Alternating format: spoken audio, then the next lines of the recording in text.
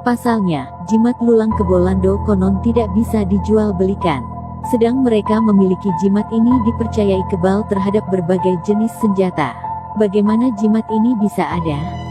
Menurut cerita yang diwariskan dari mulut ke mulut, jimat memiliki daya tangkal yang ampuh ini disebut lulang kebo Landoh karena tempat asal-usulnya dari desa Landoh, Kayen, Pati.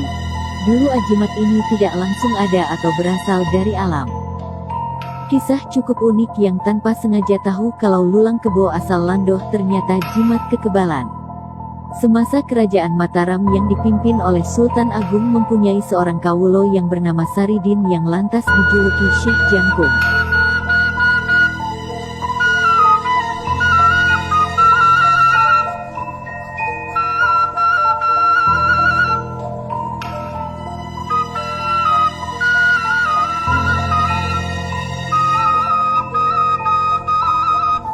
Ketika usia Syekh Jangkung mendekati senja, ia memilih hidup sebagai petani dengan membuka perkampungan baru di kawasan Pati, Jawa Tengah.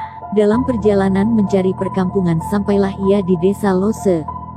Di sini, ia bertemu dengan 7 orang yang sedang memperbaiki atap sebuah rumah. Dari sinilah Syekh Jangkung ingin membuktikan kebaikan perilaku ke-7 orang tersebut. Lantas, dia mengalihkan perhatian mereka dengan bertanya apakah ada warga sekitar yang akan menjual kerbau. Maksud Syekh, jika ada maka dia ingin membeli 2 ekor dengan alasan untuk keperluan membajak sawah. Ke-7 orang melihat pakaian Syekh Jangkung yang compang-camping tidak mengindahkan pertanyaan tersebut. Malah menghinanya dengan jawabannya yang menyakitkan. Mereka mengatakan di desanya tidak akan ada orang menjual kerbau padanya. Namun, bila mau ia akan diberi kerbau yang sudah mati. Di luar perkiraan ke-7 orang itu, Syekh Jangkung menerima tawaran mereka. Lalu berangkatlah mereka bersama menuju tempat kerbau mati. Syekh Jangkung lantas menatap seonggok kerbau yang sudah tidak bergerak-gerak itu. Badannya sangat besar dengan tanduk yang sudah melengkung. Melihat kerbau itu, Syekh Jangkung lalu sholat dan meminta kepada Allah agar kerbau itu dihidupkan kembali. "Sekarang bangunlah," ujar Syekh Jangkung sambil mengelus-elus tanduk kerbau itu. Aneh bin ajaib, tiba-tiba kerbau itu mengibaskan ekornya menandakan dia hidup kembali.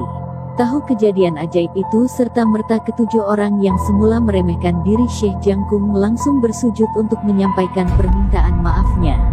Sejak itu Syekh Jangkung membuka perkampungan di tempat ke-7 orang tersebut, yang lantas dikenal dengan nama Desa Landoh, Kecamatan Kayen, Pati.